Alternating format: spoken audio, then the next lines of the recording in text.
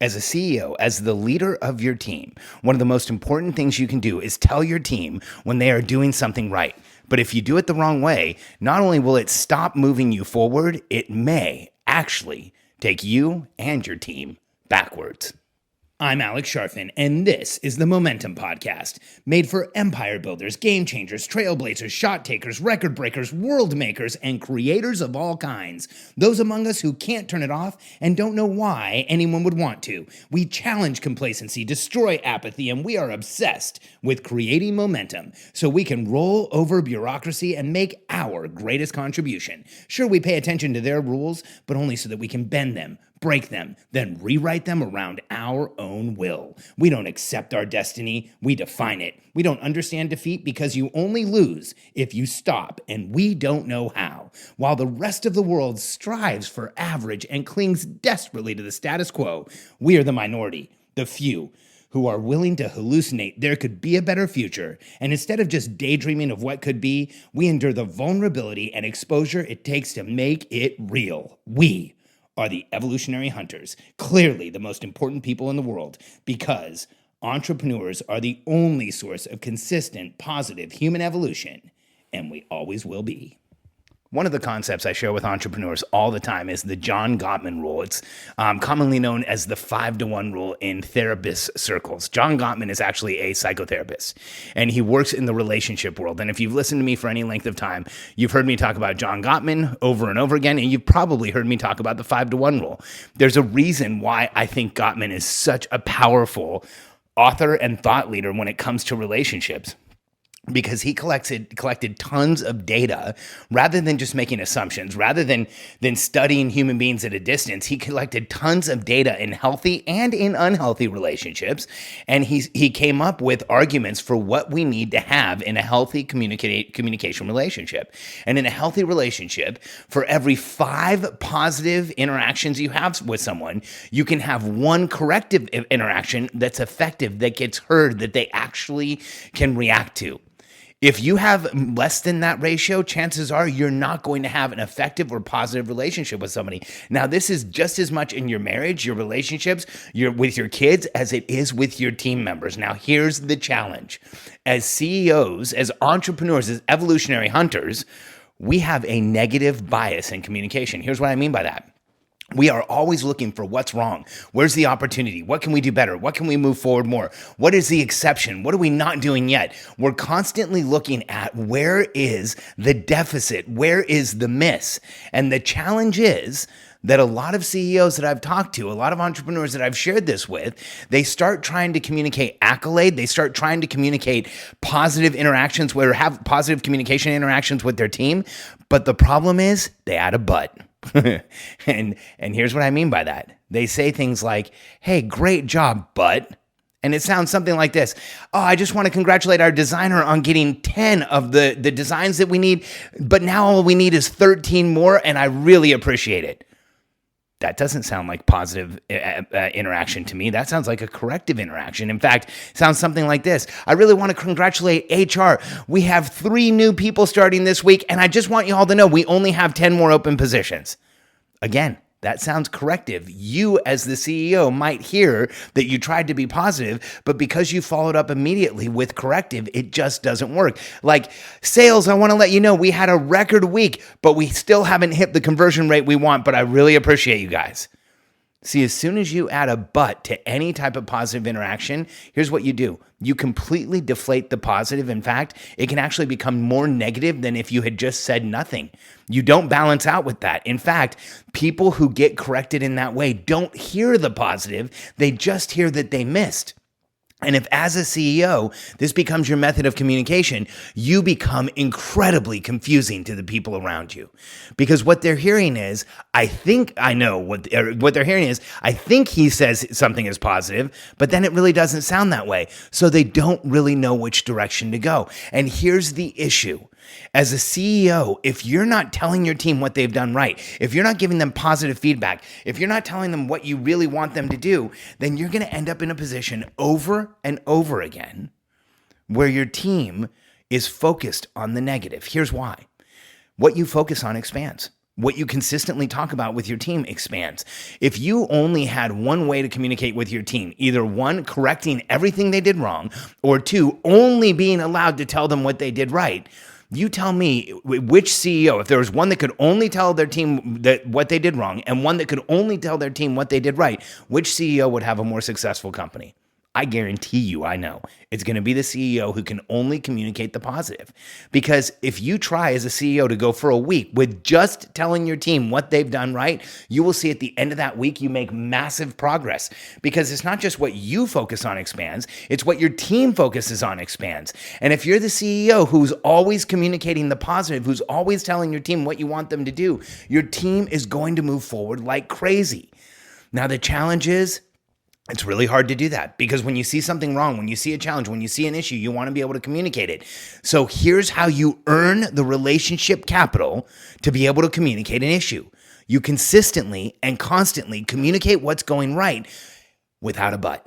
You just say, hey, sales team, that is incredible that we had that many sales this week. And HR, I'm so impressed with the amount of hiring that we've done. And you just communicate the positive. You don't communicate the negative. You do not communicate the correction as part of the positive, or it actually is not even a correction at all. And the people working for us, they need to hear positive from the CEO. You become the inner voice that they hear. I have a podcast called You Become an Inner Voice. Go back and listen to it. If you haven't yet, or if you know that this is an area that you need focus and you could improve, then go listen to it again. And it's one of the podcasts of my own that I listen to again, which I know sounds crazy, but I actually go back and listen to every single podcast because in a way, I'm coaching myself. And I need to remember that I become my team's inner voice. So I do everything I can to tell them what is positive, to tell them where I recognize that we're moving in the right direction, to tell them why I'm proud of them, why I'm excited, why I feel good about what we're doing together, so that they know what they should expand. And they know what they should focus on, and they know what I really want. So as a CEO, one of your most important activities is to proactively go out and find what your team is doing right, find what you're excited about, find what's moving you in the right direction, and communicate it to them over and over again. And every time you do, you need to know you are adding relationship capital in the bank so that every 5 positive interactions can allow you to be effectively corrective and heard and move your business in the right direction. There's a reason why so many CEOs struggle with their team, don't get what they want, feel frustrated, feel like they're in a tug of war with the people around them. It's because when you become an exclusively negative communicator, when that's all you hear, when that's all anyone around you hears from you, people don't truly know how to focus in order to move things forward for you. And when you're always communicating the negative, here's what happens. The people on your team get afraid to be corrected. They get afraid that if they try something, you're going to come correct them. If they miss, you're going to come correct them. If they take a risk and fail, you're going to come to correct them. So you have to, in fact, instead of correcting your team all the time, protect your team from their mistakes. I have another podcast titled Protect Your Team from Their Mistakes. Why? Because this is such an important topic in people leadership. If you're willing to become a CEO that tells people what they're doing right, if you're willing to take on a positive bias, if you're willing to consistently give your team accolade and let them know why you're excited that they are with you and they're working with you and what they're doing and what makes you excited about what they're doing, you will consistently have a positive team that is creating momentum. But if you become a CEO that is consistently corrective, always telling people what's wrong, you have a deficit bias in your communication, you don't communicate what's positive, then you just become a negative CEO that everybody's afraid of. And you'll have an entire team that does everything they can not to get in trouble. And instead of playing to win, your team will start playing so that they don't lose. And there is such a massive difference between the two. I can hear it when I talk to CEOs. A CEO whose team is playing to win says things like, "It's going to be amazing this year. You're not going to believe how far we're going to get. We're going to blow the doors off. My team's incredible." A CEO with a team who's playing not to lose says stuff like, "I just can't get everybody to move in the direction. Everybody seems like they're really going slow. I don't really know what everybody's doing. I'm frustrated with my team because they're not getting enough done. I can't really tell you why, but I don't feel like we're doing enough." Well, if you're feeling like that second CEO, chances are your team is playing not to lose. Chances are your team has heard way too much negative. Chances are your team is focusing on not getting corrected rather than on knocking the ball out of the park. So this is an opportunity for you. Start looking for the opportunities to tell your team they're doing something right without a but. Don't correct it. Don't tell them they're doing something right and then miss by saying, but then something else. Instead, just go look for opportunities to build the relationship capital so that you can tell people that they're doing something right. And when you need to, you can correct and you can be heard without your team going sideways and being afraid and not being willing to take risks. Give your team a ton of accolade and recognition, and neither one of those should have a but. Just make it clear where you feel positive, make it clear what you're excited about, and make it clear where your team is actually helping you. You will see your entire business shift. If you're ready to start building a world-class team to help you create your biggest contribution you have ever made, go to billionairecode.com/apply. That's billionairecode.com/apply and fill out the simple application there. And my team will move you forward and get you on the phone with one of us so that we can give you the options that we will show you exactly how we're helping entrepreneurs around the world build world-class teams and grow their businesses like crazy. Most of the businesses that work with us in their first year and apply our content more than double their volume. What would your business look like if you could double this year? What would your business look like if, like some of our members, you could grow by 3, 4, 5, 6, even as much as 10 or 15 times?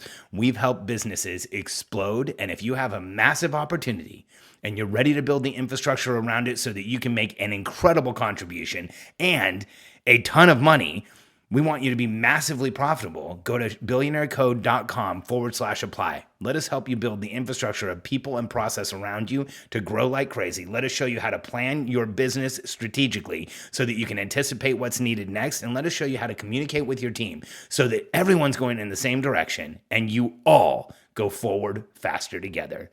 billionairecode.com/apply.